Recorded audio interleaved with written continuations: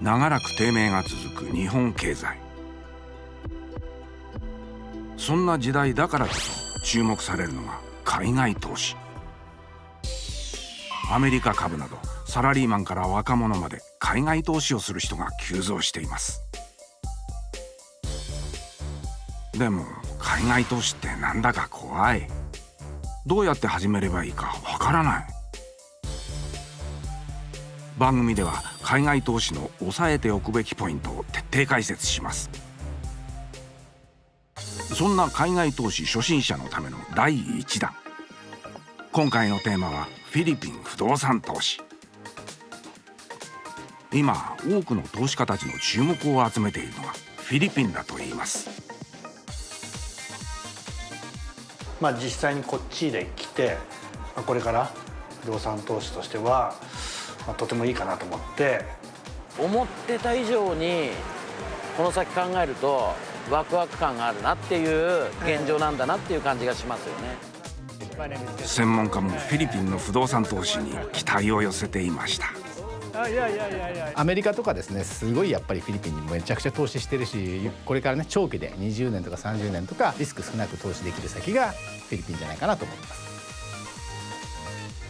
す。専門家に聞く初めての海外不動産投資フィリピン編。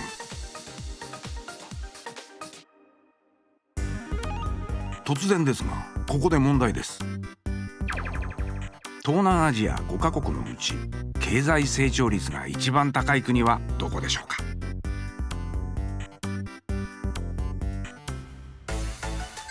正解はフィリピンです。フィリピン共和国は人口およそ1億1300万人。日本からマニラまで直行便でおよそ4時間半で行くことができ、ビーチリゾートアイランドとしても人気の観光地です。1990年代は情勢不安定からアジアのお荷物とまで言われたフィリピン。しかし今では目覚ましい経済発展を遂げています。土地開発が進み、高級住宅街が各地に建設されています。また海外企業によるビジネス拠点に選ばれるなど世界中の人が集まるスポットでもあるのです。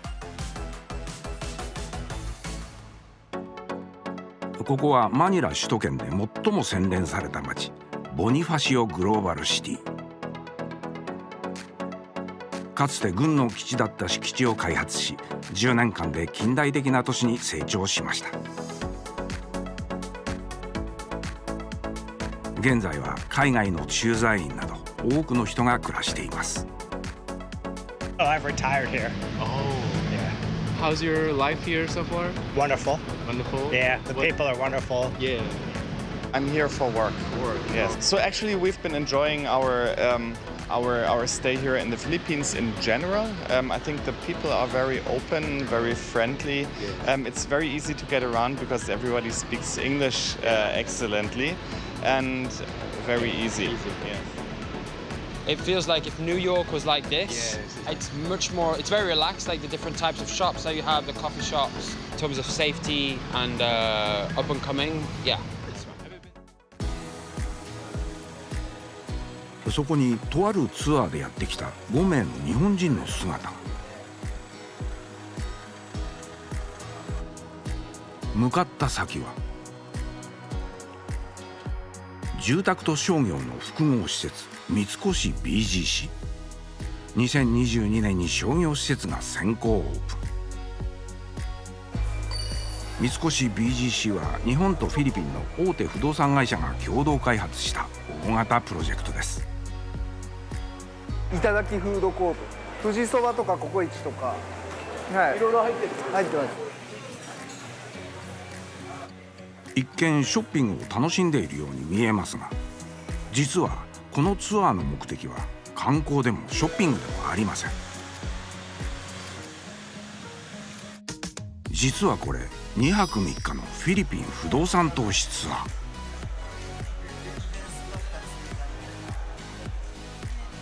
フィリピンと日本に拠点を置く不動産会社が企画したもので、投資する物件の下見にやってきたのです。急にワニだから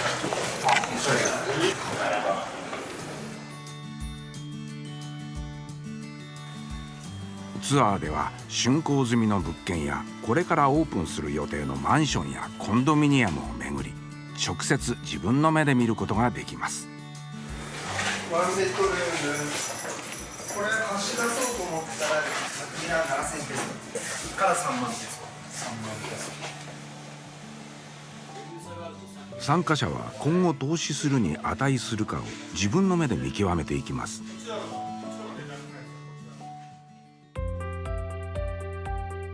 海外不動産投資とは、物件を購入して家賃や売買差益を得ること。基本的には国内の不動産投資と同じです。購入する物件は1部屋から1棟ものまで様々。海外不動産投資の対象となる国は大きく分けて先進国と新興国の2つ。先進国は比較的安定して不動産投資を行えますが、その分利回りは低く期待ができません。一方新興国は利回りは高いのですが、政治や経済は不安定でリスクも高くなります。しかし今フィリピンは人口増加や経済成長で家賃や物件価値が上昇。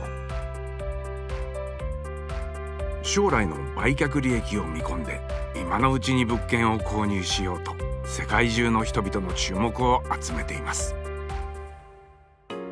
今回不動産投資ツアーに参加した宇佐美さん、すでに昨年フィリピンで不動産を2部屋購入しています。フィリピンですね、親日ですし、活性化していくのはこのやっぱフィリピンかなっていうのは、これから不動産投資としては、とてもいいかなと思って。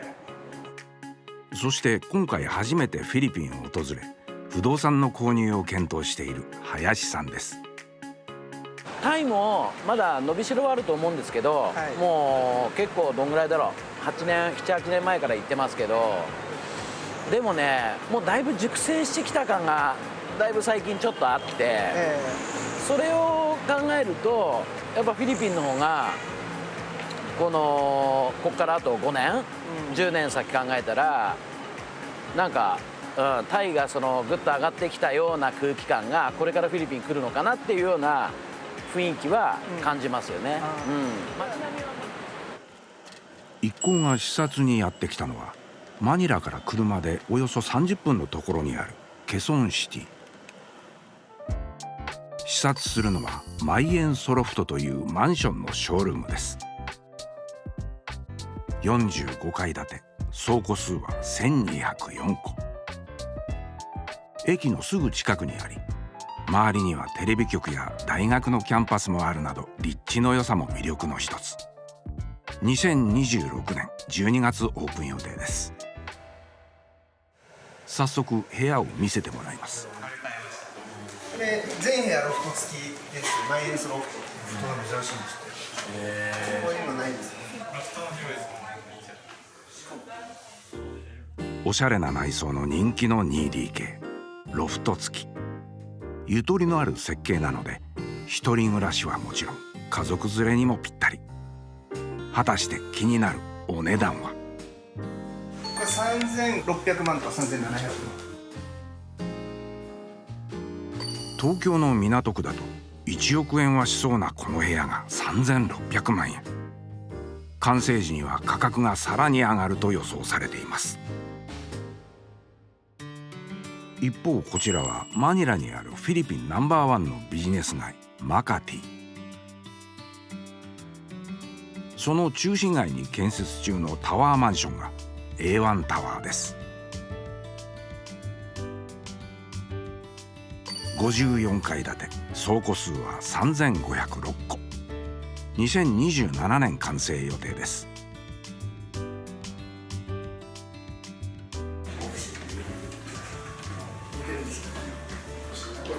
これいいね。これいいですね、その屋上のやつ。屋上アメニティです。プールとかジムとか。1、2、3階までが商業エリアですね。このハイブランド、ディオールとかルイ・ヴィトンとかそういうのをテナントとして入れますと。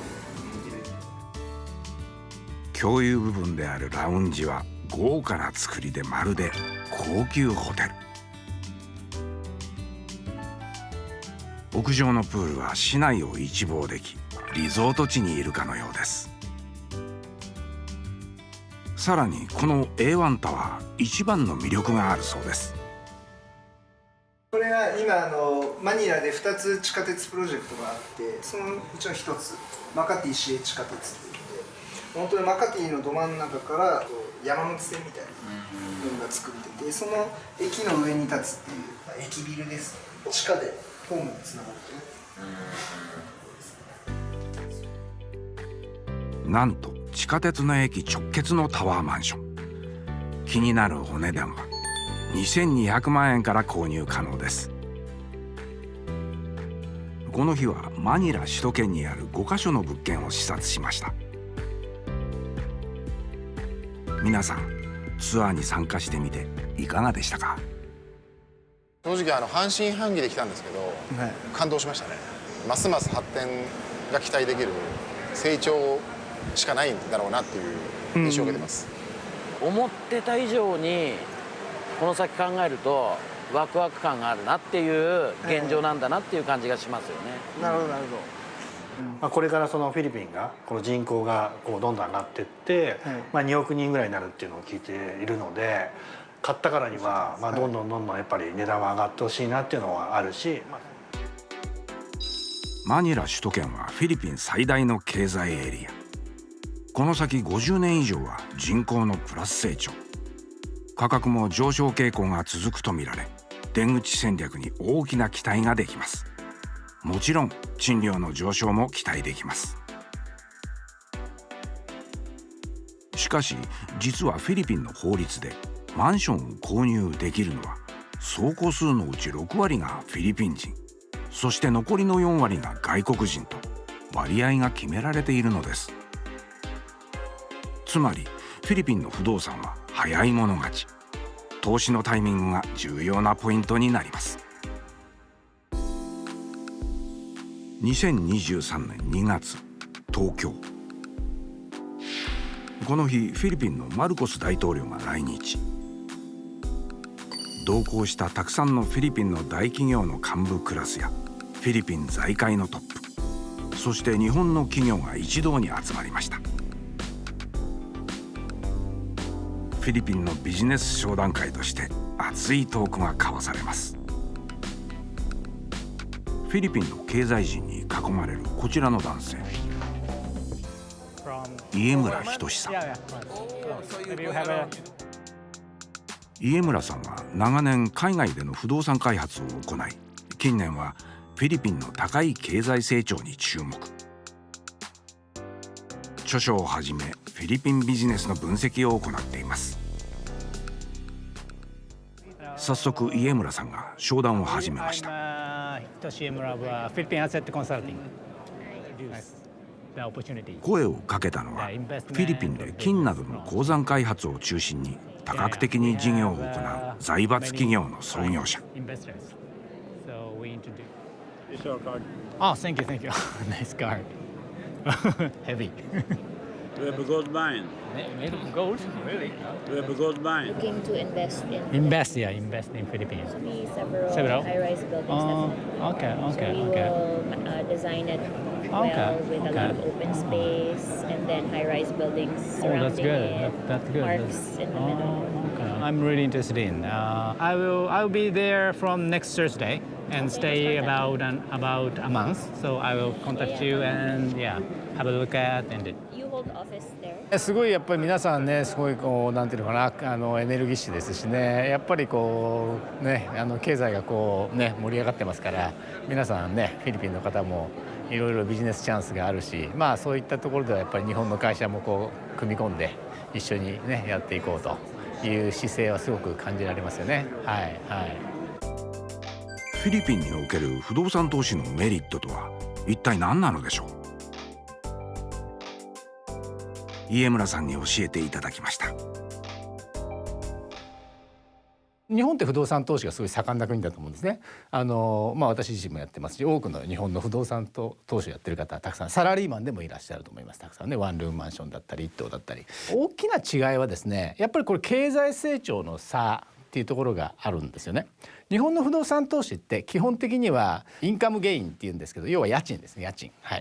家賃で何%取れるのかっていうね、そういう世界、物件自体が値上がりするものっていうのは、例えば都心の3区とかめちゃめちゃいいロケーション、軽井沢とかニセコとかそういうの上がるかもしれないですけど、ほとんどの日本の不動産ってあんまり上がらない。なぜならば経済成長止まっちゃってるからですね。フィリピンの不動産の場合は経済成長してる。経済成長してるというのは、例えばGDP とかそういうね言葉で表現されますけど、 GDP とかも成長がやっぱり 7%、8% 自然にする国なんですよ。過去のデータ見てもこれからもそうなってくると不動産も上がってくるので、やっぱり値上がりが狙っていけるっていうところが大きな違いですね。日本の不動産との大きな違い。日本の経済は30年間低迷。しかも不動産投資は今後売却益もさほど期待できないほど高止まりの状態が続きます。一方のフィリピンはといえば、20年ほど前から経済が右肩上がりで成長しているのです。経済ってGDP でよく表されますけども、どこの国でもだいたいその GDP の6割から7割は消費なんですよ。消費が活性化しないと経済が大きくなっていかないし、何ですか、回っていかない。そのいいサイクルにフィリピンが今入ってるし、フィリピンって実は過去10年で GDP3 倍になってるんですよ。不動産の価値、資産価値っていうのは基本的には経済の成長と連動するんですね。経済成長している国の不動産は基本的に上がると。そして注目すべきは現在のフィリピンの人口ピラミッド。平均年齢は 23.2 歳。日本の平均年齢は 48.6 歳なので半分以下の若さです。実はこの人口ピラミッド、1960年代の日本の高度経済成長時代と形がそっくりです。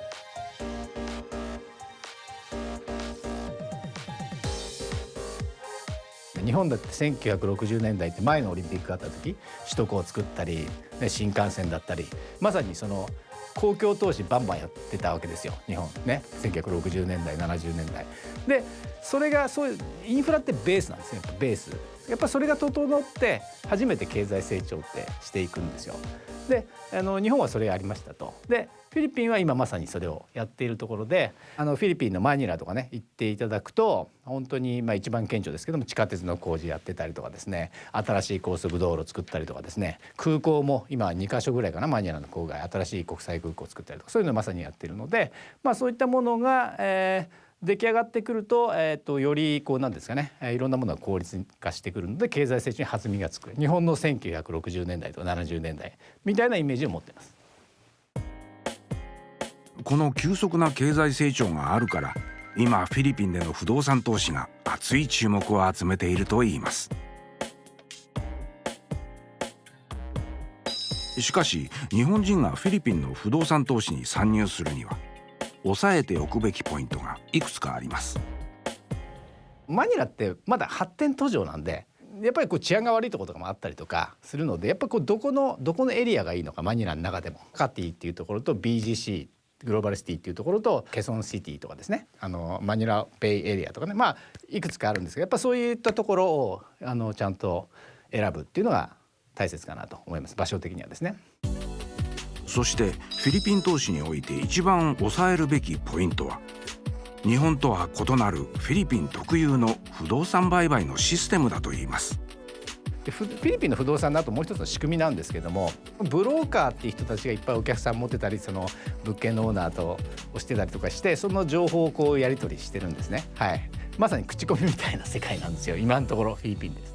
だからやっぱりそういう現地に行って、そういったブローカーをたくさんネットワークがあって情報をしっかり持ってるところじゃないと、結局じゃあこの物件の今の相場っていくらなのとかっていうのはネット見ても出てないんで、そこの場所にしてもですね、デベロッパーにしてもなかなか個人で調べるとなかなか難しいので、そこはですねやっぱり信頼できる現地に根ざしているところがいいと思います。やっぱり日本からだと見えないところがたくさんあるので、現地に根ざしているそういった信頼できる仲介会社さんからちゃんと情報をもらって、それで決めていただくのがいいんじゃないかなと思いますね。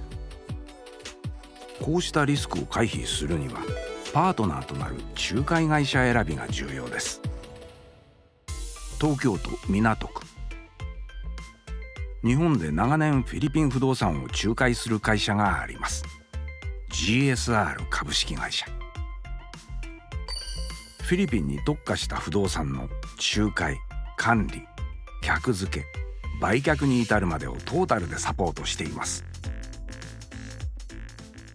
マニラの都心部に、不動産なんかね 2,3 持っておくと、その資産ごと、ね、成長していくよっていうところで、不動産投資される方が結構多いんじゃないかなと思います。この日都内では出版社主催のリモートセミナーが行われていました。テーマはフィリピン不動産の魅力と可能性。講師を務めるのは GSR の会長鈴木博正さん。 GSR の最大の特徴、それはフィリピンで現地法人を運営していること。日本人とフィリピン人から構成されるスタッフで、マニラ首都圏とセブ島の不動産を仲介しています。やっぱり現地に本社があって日本語を話せてきちっとなるべくにジャパンクオリティで対応をしようという姿勢でサービスを提供できるので、なぜ鈴木さんはフィリピンで不動産投資の会社を始めたのか。それは20年前初めて訪れたフィリピン旅行がきっかけだったといいます。もともと私も危ないとか汚いとか貧しいというイメージすごい強かったので、ちょっと警戒していったんですけど、実際行ってみたらもう真逆で、本当みんな親切にしてもらいましたし、日本とフィリピンっていう国はすごく密接というか、歴史的にもすごく大事な2カ国っていうのも、何かフィリピンに自分がやれることってあるんじゃないかなっていう、使命感もちょっと出てきまして。フィリピンに魅せられた鈴木さんはその後積極的にボランティア活動に参加。フィリピンを支えるのは支援じゃダメだし、まず雇用で、次に、フィリピン国内だけではなかなか厳しい現状もあるんですね。ですから投資を呼び込まないといけない。でその投資を呼び込む中で一番分かりやすいのって不動産じゃないですか。ですから投資する側もハッピーだし、投資される側もハッピーだし、投資されてできた不動産に住んでる人もハッピーなんで、ウィンウィンウィンになるのは、不動産が一番いいなと思ったんで興味持ったというのもありますね。はい、鈴木さんが創業以来大切にしていること、それは実際に現場に何度も足を運び、自分たちがしっかり目利きをし、納得した物件しか仲介しないことです。